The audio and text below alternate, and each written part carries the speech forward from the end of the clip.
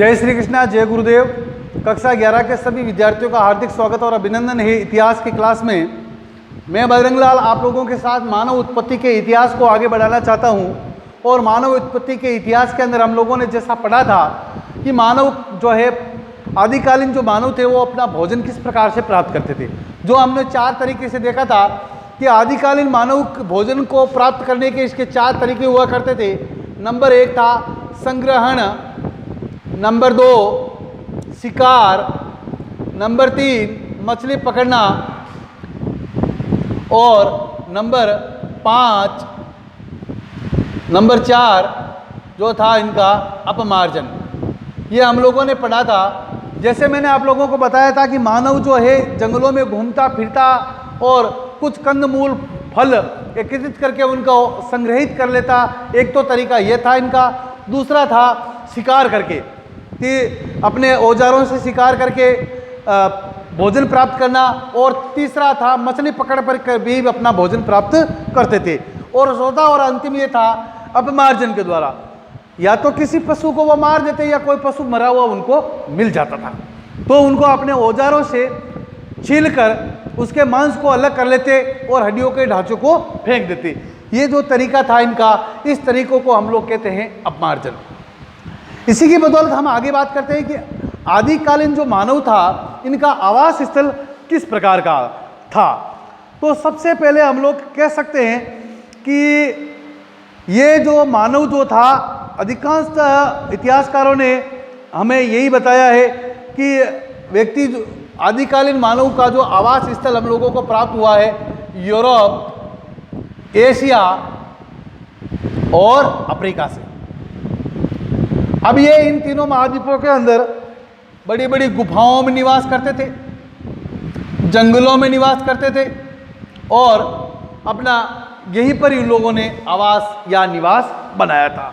इस प्रकार हम लोग कह सकते हैं कि 4 लाख से लगा करके 4 लाख वर्ष पूर्व से लगा करके 1,25,000 4 लाख वर्ष पूर्व BC से 125 लाख वर्ष पूर्व मानव के निवास का जो हम लोगों को अवशेष प्राप्त हुआ है वो हुआ है दक्षिणी फ्रांस के अंदर लेजरलेट स्थान से एक लेजरलेट स्थान है जो दक्षिणी फ्रांस यूरोप के अंदर स्थित है।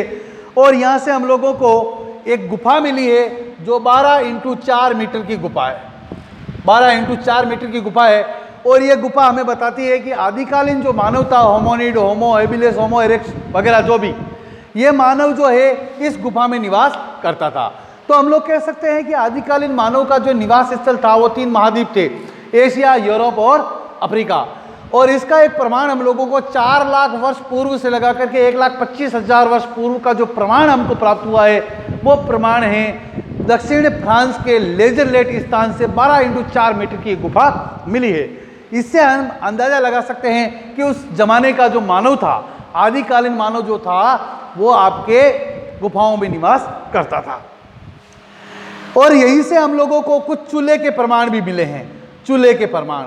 तो इसका मतलब ये लोग भोजन पकाकर भी खाते थे। तो आदिकालीन मानव के आवास का जो प्रमाण हमको मिला है वो मिला है दक्षिणी फ्रांस लेजरलेट के नामक स्थान से, जहां से 4 लाख से लगाकर 1,25,000 वर्ष पूर्व की कुछ अवशेष हमको प्राप्त हुए। आगे बढ़ते हैं हम लोग कि आदिकालीन मानव के औजार कैसे थे। आदिकालीन मानव के औजार कैसे थे। औजारों की बात करें तो एक जाति हमने पढ़ी थी ऑस्ट्रोलोपिथिक्स।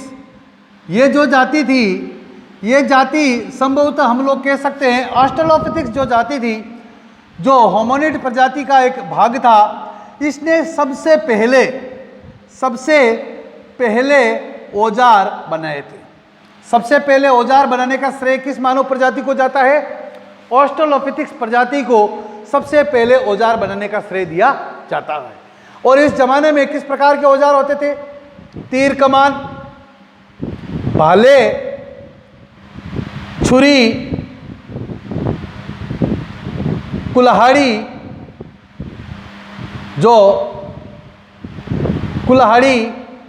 जो संभवतः पत्थर के होते थे। किसके बने हुए होते थे? पत्थर या लकड़ी के बने हुए होते थे। तो इस प्रकार हम कह सकते हैं कि आदिकालीन मानवों के अंदर जो औजार बनाने का जो सिलसिला शुरू हुआ है वो हुआ है ऑस्ट्रेलोपिथेकस जाति के अंदर, और इन्होंने सबसे पहले औजार बनाए तीर कमान, भाले, छुरी, कुल्हाड़ी वगैरह, जो इनसे वो शिकार करते थे। इसके बाद में हम बात करते हैं कि सिले हुए कपड़ों का अवशेष हमें 21,000 वर्ष पूर्व का प्राप्त हुआ है। 21,000 वर्ष पहले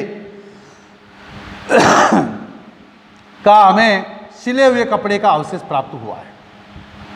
अब आपसे पूछा जा सकता है, सिले हुए कपड़े का अवशेष सबसे पुराना मिला है, वो कितने वर्ष पुराना है? 21,000 वर्ष पुराना है। और इसी के साथ इन लोगों द्वारा हड्डी, सींग, हाथीदांत और लकड़ी पर नक्काशी करना, कुरेदना और उनको अलंकृत करने का कार्य भी इन्होंने प्रारंभ कर दिया था। हड्डियों के गहने बनाना, हड्डियों या आपके हाथीदांत है, सींग है, उनको गले में बांधना या उनका उपयोग आपके शिकार करने में करना इत्यादि इत्यादि का भी इस्तेमाल इन्होंने प्रारंभ कर दिया था। इस प्रकार हम लोग कह सकते हैं कि उस जमाने में सर्वप्रथम औजार बनाने का जो श्रेय दिया जाता है वो श्रेय दिया जाता है ऑस्ट्रेलोपिथेकस जाति को, जिन्होंने तीर कमान, भाले, छुरी, कुल्हाड़ी इत्यादि प्रकार के औजार बनाए हैं। और सिले हुए कपड़े के अवशेष हम लोगों को 21,000 वर्ष पुराने प्राप्त हुए। इसके बाद में हम बात करते हैं कि उस जमाने के मानव के अंदर भाषा और कला का विकास कैसे हुआ। आदिकालीन मानव की अगर बात की जाए भाषा और कला की, तो आदिकालीन मानव में भाषा और कला के की उत्पत्ति जो हुई है, सबसे पहले एक प्रजाति आती है जो होमो प्रजाति का एक भाग है। इस प्रजाति का नाम है होमो हेबिलिस प्रजाति। होमो हेबिलिस प्रजाति जो थी, जिसके अंदर सबसे पहले भाषा को बोलने की समझ जो है उसके मस्तिष्क में आई थी। तो हम सबसे पहले बात कर सकते हैं कि समस्त जीवों के अंदर केवल मानव ही एक ऐसी प्रजाति है जिसके अंदर भाषा को समझने की, भाषा को बोलने की और भाषा को लिखने की विशेषता पाई जाती है। तो हम सबसे पहले बात कर सकते हैं कि होमो हेबिलिस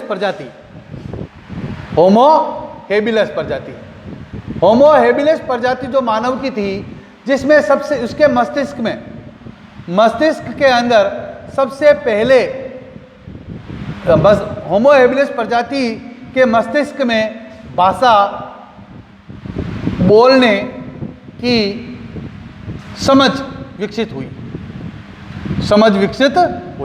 आपसे पूछा जा सकता है कि मानव प्रजाति की वो कौन सी जाति थी जिसके अंदर सबसे पहले भाषा बोलने की समझ विकसित हुई थी। उस मानव प्रजाति का नाम क्या है? होमो हेबिलिस प्रजाति। इसके बाद में हम बात कर सकते हैं कि संभवतः भाषा का विकास 20 लाख वर्ष पूर्व हुआ था। इसके अलग अलग विचार कह सकते हैं। भाषा के विकास के विचार नंबर 1, विचार नंबर 2 और विचार नंबर 3। सबसे पहले हम बात कर सकते हैं कि भाषा का विकास जो है लगभग 20 लाख वर्ष पूर्व हुआ था। विचार 1, पहला विचार यह है इतिहासकारों का कि इस